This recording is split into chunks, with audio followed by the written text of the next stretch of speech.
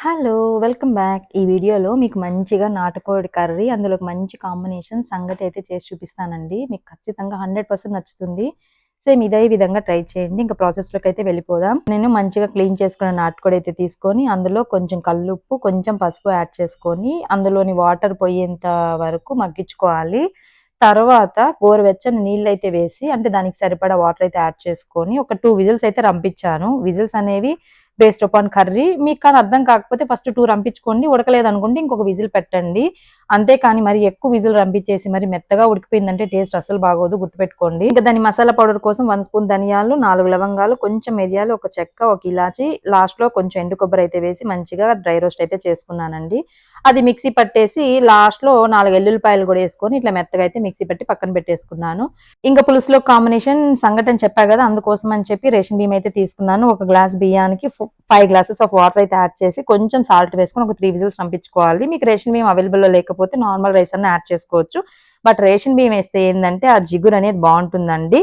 తర్వాత కర్రీ కోసం అయితే ఒక వెడల్పాటి గిన్నె పెట్టేసుకొని కొంచెం ఆయిల్, కరివేపాకు, సన్నగా కట్ చేసుకున్న 2 ఆనియన్స్ వేసుకొని మంచిగా గోల్డెన్ బ్రౌన్ వచ్చేదాకా ఫ్రై చేసుకోవాలి. ఇక్కడ నేను నాటుకోడి అనేది ఉడికిందా లేదా అని చూస్తున్నానండి. చేత్తో చూస్తే సరిపోదు. ఇలా తిని చూడండి ఇంకా బావుంటుంది ఆ మజా అనేది. నెక్స్ట్ ఇంకా ఆనియన్స్ ఫ్రై అయిన తర్వాత టమాటాలు కూడా వేసుకొని అవి కూడా బాగా మంచిగా అయితే ఫ్రై అవ్వాలండి.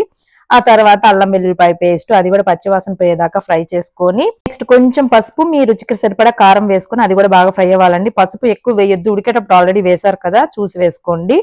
నెక్స్ట్ ఇంకా జీలకర్ర పొడి, గరం మసాలా ఏం వేయకూడదండి. ఏది వేసినా కూడా ఈ నాటుకోడి ఫ్లేవర్ ని డామినేట్ చేస్తుంది. సో సింపుల్ గా ఆ రెండే వేసుకొని తర్వాత వాటర్ అయితే అడ్జస్ట్ చేసుకొని మీరు ముందుగా పౌడర్ పట్టారు కదా, ఆ పౌడర్ కూడా యాడ్ చేసేసుకొని ఇంక ఇక్కడ మీ కన్సిస్టెన్సీ చెక్ చేసుకోండి. మరీ కర్రీ అనేది లూజ్ గా ఉన్నా బాగుండదు, అలా థిక్ గా ఉన్నా బాగుండదు. ఎందుకంటే ఇక్కడ మనం సంగట్లో కదా తినేది, సో కన్సిస్టెన్సీ కరెక్ట్ గా ఉండాలి. సాల్ట్ అన్ని చెక్ చేసుకొని కారము మొత్తం ఈ స్టేజ్ లో ఇంకా మూత అయితే పెట్టేసుకొని ఆయిల్ పైకి తేలేంత వరకు సిమ్ లో పెట్టి ఉడికించండి. ఇంకేముంది లాస్ట్ లో కొంచెం కొత్తిమీర చల్లారంటే మంచిగా నాటుకోడి కర్రీ అయితే రెడీ అయిపోయినట్లే. ఇక్కడ కొత్తిమీర కూడా ఎక్కువ చల్లకూడదు, చెప్పా కదా నాటుకోడి ఫ్లేవర్ ని ఏది అయితే డామినేట్ చేయకూడదు. ఇంకా మన సంగటి కోసం రైస్ కూడా కుక్ అయిపోయింది. అందులో కొంచెం రాగి పౌడర్ అయితే కలిపేసి నేను ఇక్కడ 2 గ్లాసెస్ ఆఫ్ రైస్ కి 2 గ్లాసెస్ ఆఫ్ రాగి పౌడర్ యాడ్ చేశానండి. మంచిగా మిక్స్ చేసుకొని లమ్స్ ఫామ్ అవ్వకుండా జస్ట్ అలా కొంచెం సేపు సిమ్ లో పెట్టారంటే ఆ రాగి పిండిలో ఉన్న పచ్చివాసన కూడా పోతుందండి. అంతేనండి, మంచిగా సంగటి నాటుకోడి పులుసు రెడీ అయిపోయినట్లే. ఇంకేముంది, మంచిగా సర్వ్ చేసుకొని తినడమే. వీడియో నచ్చిందా? ఆ వీడియో నచ్చితే ప్లీజ్ లైక్ చేయండి. అలాగే ఇంకా సబ్స్క్రైబ్ చేయని వాళ్ళు ఉంటే సబ్స్క్రైబ్ చేసేసి ఇంకా బాగా నచ్చితే మీకు తెలిసిన వాళ్ళకి కూడా షేర్ చేసి కమెంట్ చేసేయండి. Bye bye.